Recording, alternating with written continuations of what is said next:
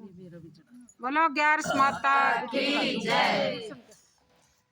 श्री युधिष्ठिर बोले, भगवान आप सबको सुख देने वाली और जगत के पति हैं, इसलिए मैं आपको नमस्कार करता हूँ। कृपा कर मेरे एक्सेंस को दूर कीजिए। मंगशिर माह के शुक्ल पक्ष एकादशी का नाम क्या है? उस दिन कौन से देवता की पूजा की जाती है? उसकी विधि क्या है? भगवान मेरे इन प्रश्नों का उत्तर देकर मेरे संदेह को दूर कीजिए। भगवान कृष्ण जी बोले, हे राजन, आपने अत्यंत उत्तम प्रश्न किया है।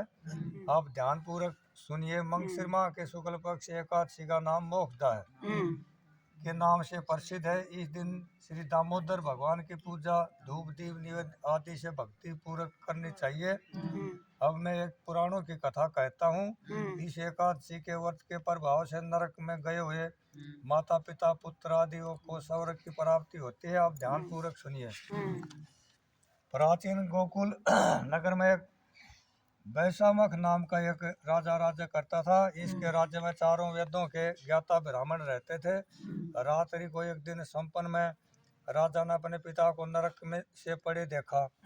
उसको संपन्न का बड़ा आश्चर्य हुआ। प्रांत काल होते ही वह ब्राह्मणों के सामने अपनी सब संपन्न कथा कहने लगे। ब्राह्मणों, रात्रि को संपन्न में मैंने अपने पिता का नरक में पड़ा देखा। उन्होंने मुझसे कहा कि पुत्र, अब मैं नरक भोग रहा हूँ, मेरी यहाँ से मुक्ति करो। अब मैं क्या करूँ, कहाँ जाऊँ? उस दुख के कारण मेरा शरीर तप रहा है। आप लोग मुझे किसी प्रकार के तप दान आदि को बतावे जिससे पिताजी की मुक्ति प्राप्त हो। उस उत्तम पुत्र का जीना व्यर्थ है जो अपने पिता का उद्धार न करे। राजा के ऐसे वचनों को सुनकर ब्राह्मण बोले, हे राजन, यहाँ से करीब ही वर्तमान भूत भविष्य का ज्ञाता पर्वत नाम के एक ऋषि का आश्रम है। आप यह सब बातें उनसे जाकर पूछ लीजिए, वे आपको इसकी विधि बता देंगे। राजा ऐसा सुनकर मुनि के आश्रम पर गए।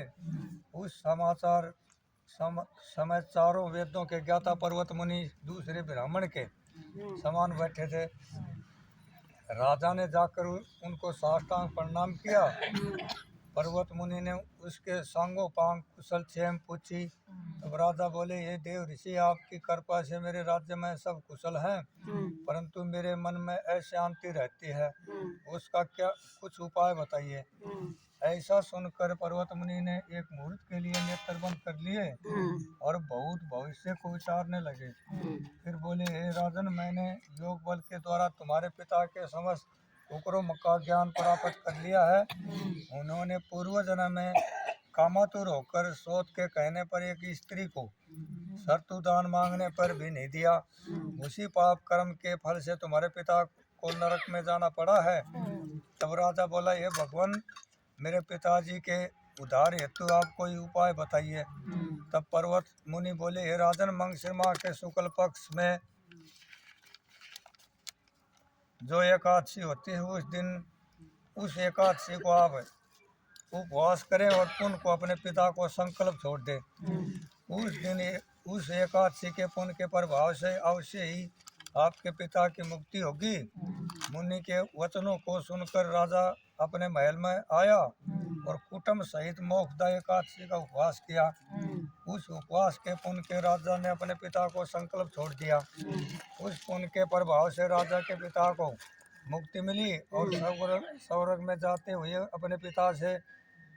अपने पुत्र से बोला, ये पुत्र, तेरा कल्याण हो। यह कहकर स्वर्गलोक को चलेगा।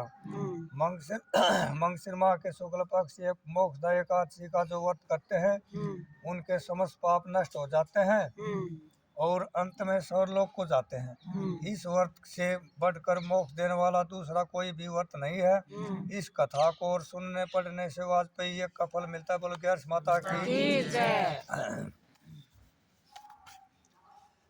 उत्पन्ना मोक्षदा सफला सफला उत्तरदा उत्तरदा सठतिला सरसिला जया जया विद्या विद्या अमल अमल पाप मोचनी पापमोचनी पापों को नष्ट करने वाली पापों को नष्ट करने वाले कामदा कामदा मूर्धनि मूर्धनि मोहनी मोहिनी अपरा अपरा निर्जला निर्जला योगिनी योगिनी देवसनी देशनी कामदी कामदा उत्तरदा उत्तरदा अजा अजा परिवर्तना परिवर्तनी इंद्रा इंद्रा पासाकुशा पासाकुशा, प्रेम देवथान देवथान पंजनी पंजनी परमा परमा। बोलो बोलो ग्यारस ग्यारस माता माता की जय। बाबा एक बात